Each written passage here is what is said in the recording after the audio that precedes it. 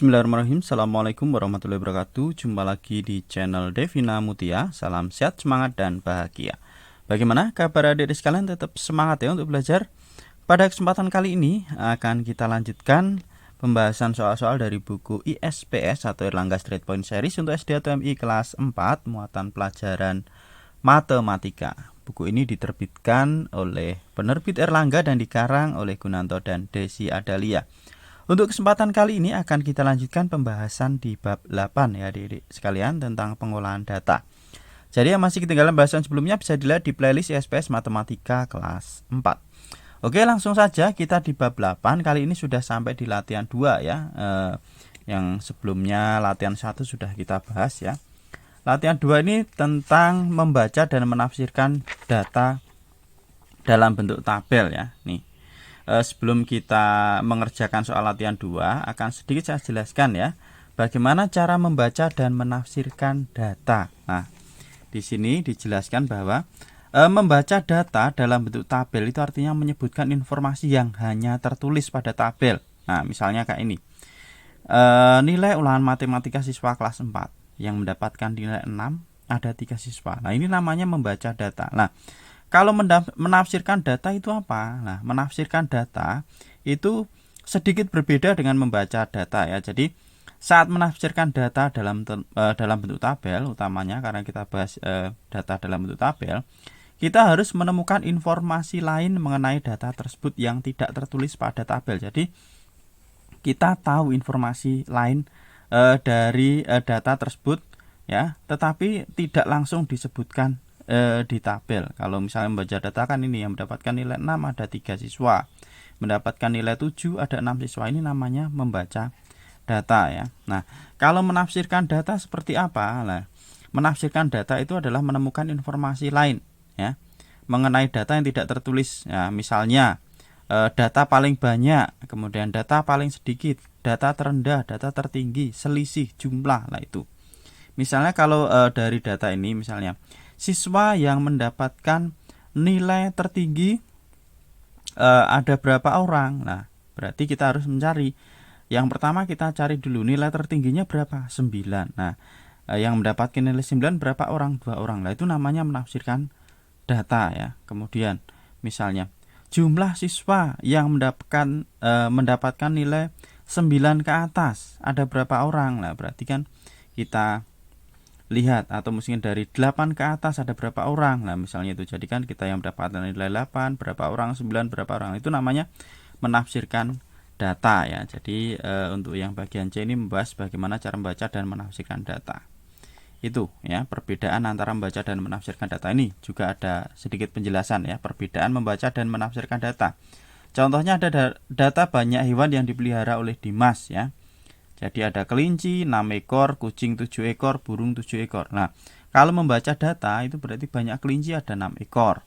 Banyak kucing ada 4 ekor, burung ada 7 ekor. Kalau menafsirkan data, hewan yang paling banyak dipelihara Dimas adalah apa? Nah, paling banyak berarti kita lihat. Ini 7. Oh, 7 berarti burung. Maka yang paling banyak dipelihara Dimas adalah burung. Kalau yang paling sedikit dipelihara Dimas apa? Kita lihat yang angkanya paling kecil, 4. Kucing berarti yang paling sedikit dipelihara Dimas adalah kucing. Itu ya adik-adik sekalian ya, perbedaan antara membaca data dan menafsirkan data. Sekarang kita langsung saja ke latihan 2 ya. Ini intinya penjelasannya sama tentang membaca dan menafsirkan data. Nomor 1, jawablah pertanyaan berdasarkan data jenis pekerjaan orang tua siswa kelas 4 pada tabel berikut. Ya, ini tabel pekerjaan orang tua siswa ya. Jadi yang pegawai negeri ada 3 siswa, kemudian yang orang tuanya pegawai swasta ada 4 siswa, orang tua yang pekerjaannya sebagai pedagang itu ada 12 siswa, dan siswa yang orang tuanya sebagai petani itu 10 siswa, sedangkan yang orang tuanya bekerja wira swasta itu ada 6 siswa. Nah, ini data-data jenis pekerjaan orang tua siswa. Nah, pertanyaannya, berapa banyak siswa yang orang tuanya bekerja sebagai pegawai negeri? Nah, ini namanya membaca data. Dilihat pegawai negeri ada 3 siswa, maka langsung ditulis di sini 3 siswa. Jawabannya 3 siswa ya adik-adik sekalian ya. Kemudian yang nomor 2, Jenis pekerjaan yang paling banyak dilakukan oleh orang tua siswa kelas 4, lah ini menafsirkan data. Nah, yang paling banyak dilakukan oleh orang tua siswa kelas 4, kita lihat. Berarti angkanya yang paling besar, ini 12. Nah, maka jenis pekerjaannya apa? Pedagang. Jawabannya yaitu pedagang. Jadi jenis pekerjaan yang paling banyak dilakukan oleh orang tua siswa kelas 4 adalah pedagang. Lanjut nomor 3. Berapa banyak siswa yang orang tuanya memiliki pekerjaan selain wira swasta? Ini juga menafsirkan namanya ya.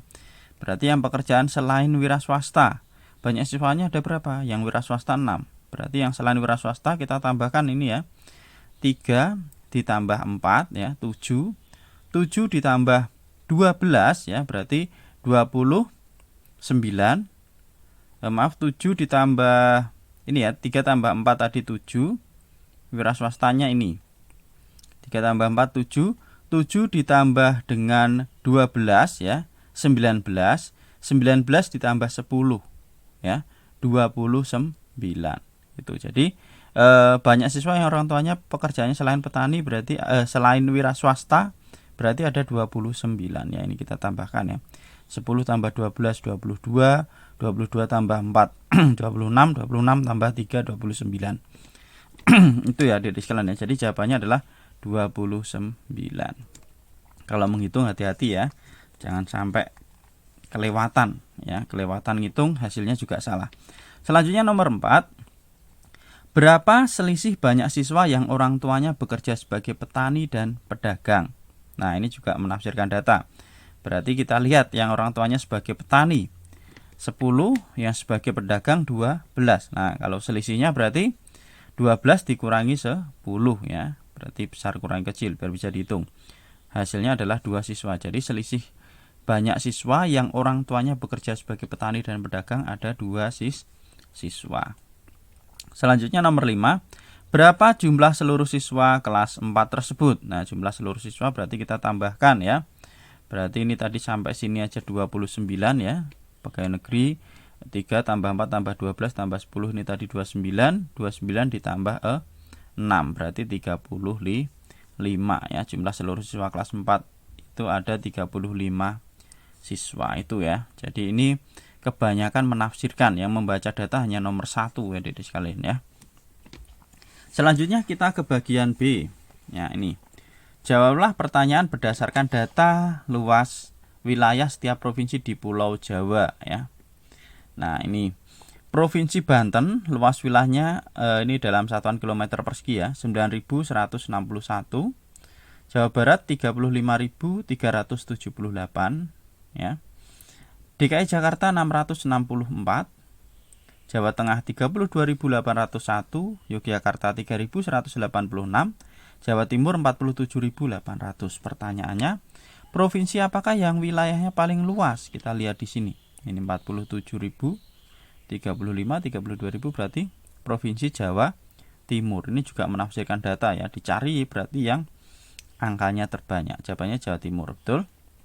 Nomor 2. Provinsi apakah yang wilayahnya paling kecil? Nah, berarti yang paling sedikit ini ya, DKI Jakarta hanya 600. Enggak sampai ribuan ini ya, berarti DKI Jakarta. Berapa luas seluruh wilayah Pulau Jawa? Nah, berarti ini ditambahkan semua ya adik-adik sekalian ya, dari 9.161 ditambah 35.378 ditambah 664 ditambah 32.801 ditambah 3.186 ditambah 47.800. Nah, berapa? Hasilnya di sini udah saya tuliskan adik-adik sekalian ya. Jawabannya yaitu, nah ini langsung saya tulis jawabannya, yaitu 128.990 km persegi itu ya, luas seluruh Pulau Jawa. Lanjut ke soal nomor 4. Tentukan selisih luas wilayah paling luas dan paling kecil. Nah, berarti yang paling luas tadi Jawa Timur, yang paling kecil DKI Jakarta. Berarti 47.800 dikurangi 664 ya. Berarti Jawa Timur dikurangi DKI Jakarta ini. Hasilnya yaitu 47.136 km persegi. Itu ya selisih antara yang paling luas dan paling kecil.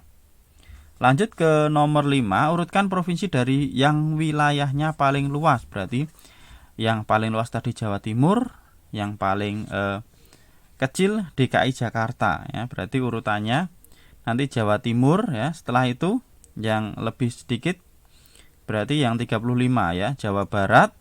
Kemudian setelah itu Jawa Tengah ya.